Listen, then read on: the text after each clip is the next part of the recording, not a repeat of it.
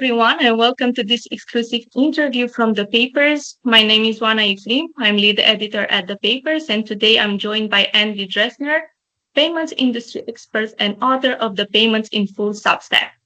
At The Papers, as part of our ongoing video series, we spotlight the big ideas, key developments, innovations, and technologies shaping the future of payments and fintech. From cutting-edge research to emerging trends and shifting regulations, we aim to give our readers meaningful insights into what's happening across the industry. Right now, there's no bigger conversation than the rise of AI and agentic commerce. In recent news, Visa, MasterCard, and PayPal unveiled agentic commerce initiatives.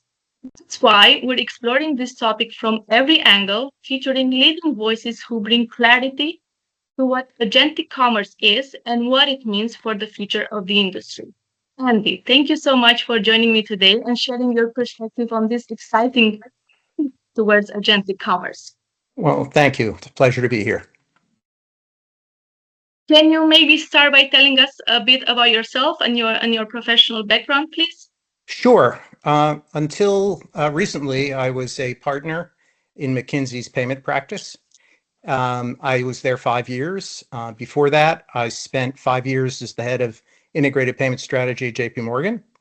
And one of the things I did there was was JP Morgan's guy on Zelle, which is the national US P2P utility. And before that, I spent about 10 years as a partner in the payments practice at Oliver Wyman. Today, I write my Substack, as you mentioned, and I work part-time for Fifth Third Bank, which is about the number 11 bank in the US, but with a very large payments presence. Okay, thank you so much. First things first, how would you define agentic commerce?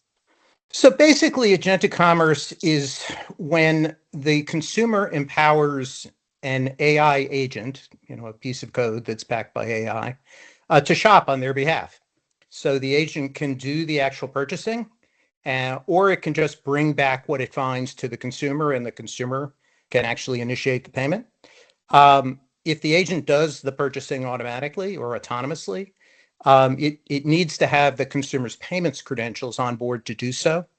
And the announcements that you mentioned about Visa and MasterCard were all about that. They're going to provision card tokens into these agentic commerce agents so that they can autonomously purchase for the consumer. And those tokens will be exactly the same technology that's in Apple Pay, as an example. Thank you so much. And in your opinion, what is the biggest hurdle to the widespread adoption of AI-driven commerce agents?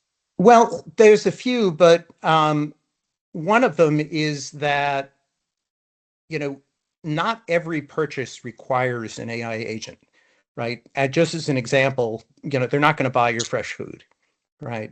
And if you know what you want, they're not all that helpful either, right? Because, if it's a private label good that's only sold at one retailer, whatever, the AI agents can't really help you. Where they're particularly useful is if you don't quite know what you want and you have criteria. You might have a price ceiling, you might have some features you want, but you don't know exactly what you want. And so it can do all the discovery for you. And then either, again, bring it back to you and you hit, purchase, or it can actually buy it on your behalf if it meets your criteria. I mean, just as one example that I'm going through right now where I would love to have one of these is our coffee machine. We have a fancy coffee machine. It's on its last legs and we need to replace it. And the amount of work you have to do to compare all the features and functions of fancy coffee makers is more than my wife and I have time for. So it would be great to say, look, we want one that's similar to the one we have, but has these extra features. We don't want to spend more than X. We don't care what brand it is. We just care, about features and price. Go find one and order it for us.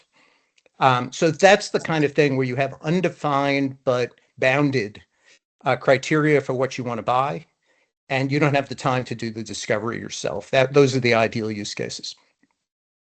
Thank you so much. And if you look at the card acceptance, how do you think agentic commerce might affect traditional card acceptance fees and payment processing costs?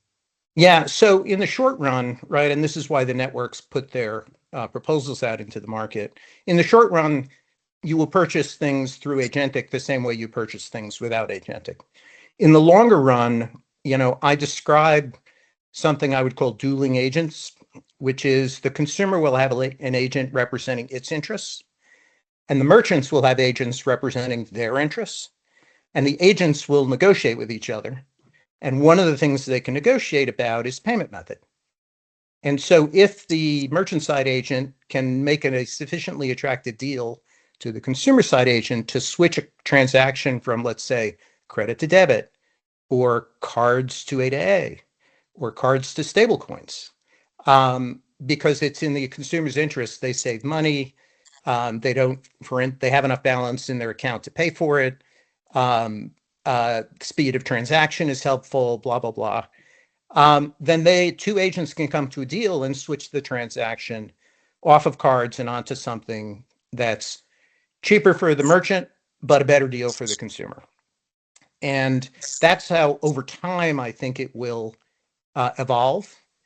In the short run, people will continue to purchase the way they're purchasing today. Interesting. We'll keep a close watch on that. And now on the topic of liability, because I think everyone is now talking about liability when it comes to agentic commerce. In your opinion, who should be held liable if, let's say, an AI makes an unauthorized purchase or deviates from the consumer's instructions? How can the liability topic be effectively managed? Yeah, one way is to switch to this method. I keep saying that the AI can bring the transaction back to the consumer for final approval. In which case, if the consumer approves the final transaction by hitting pay or buy or something, then it's clearly the consumer's liability. If the AI has deviated from their criteria, in my case, let's say the coffee machine was $50 more than my ceiling, and I can say, okay, I'm willing to spend the extra $50 because everything else matched up. Then the liability is just like it is today. It would be with me.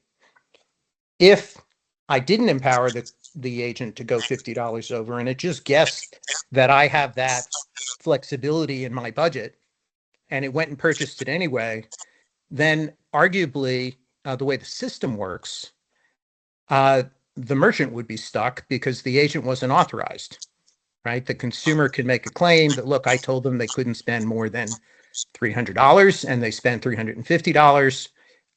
Therefore, it wasn't authorized, and the merchant's stuck holding the bag, even though they did absolutely nothing wrong, right? They, thought the agent was authorized. They were, in fact, were authorized, but the criteria weren't exactly the same.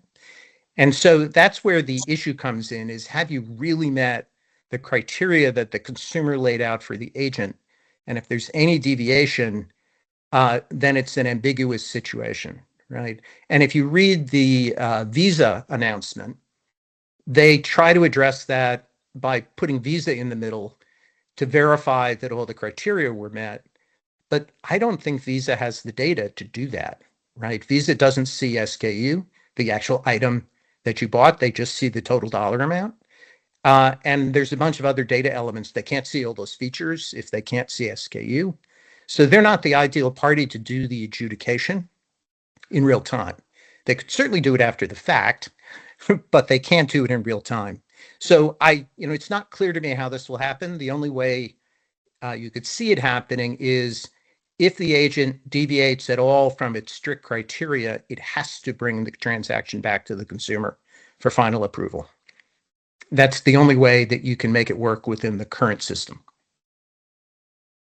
Thank you for sharing. And we also have a questions about that, because it's pretty clear that for the big retailers, agentic commerce is definitely super attractive.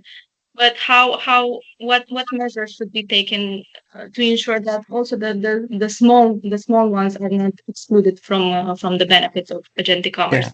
Well, the good news is that agentic commerce is more of an e-commerce phenomena than a point of sale phenomena.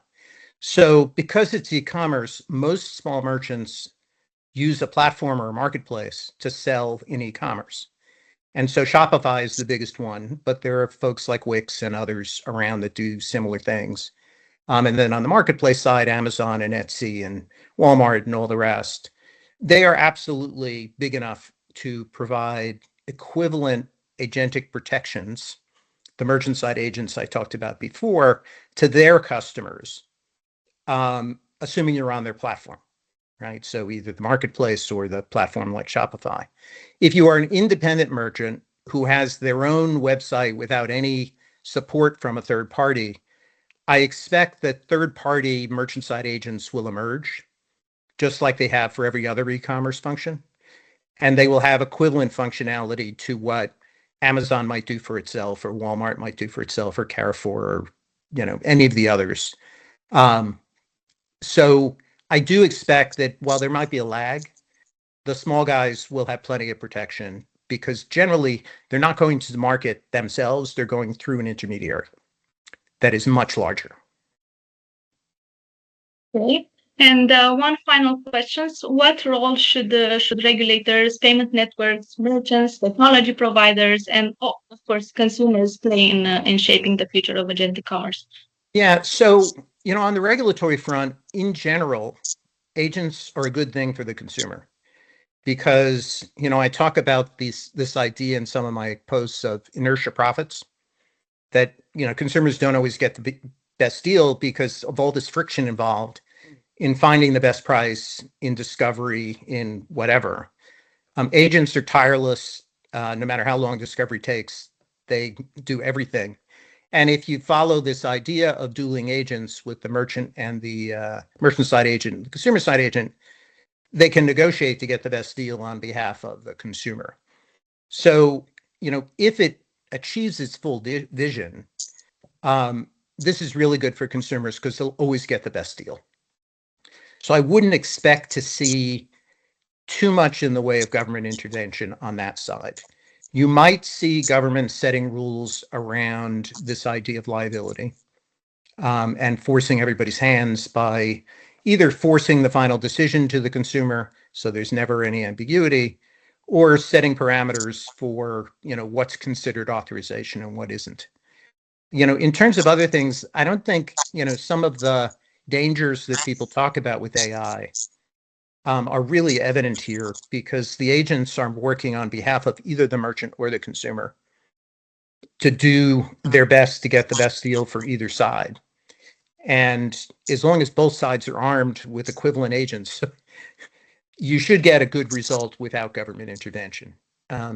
If either side ever gets a complete upper hand, you could see the government leveling the playing field. So for instance, let's say the merchant side agents somehow figure out how to game the system. You could see an intervention in that environment. But I think generally speaking, all those technology providers you talked about will keep both sides equally armed. And it may even be the same technology companies doing both sides. So that's pretty easy for them. All right. Thank you so much. Very, very interesting. Okay, Andy, thank you so much for joining us and for offering such valuable perspective on this very important topic. My pleasure. Anytime. And thanks to everyone for watching. And stay tuned for more conversations on the future of fintech and agentic commerce.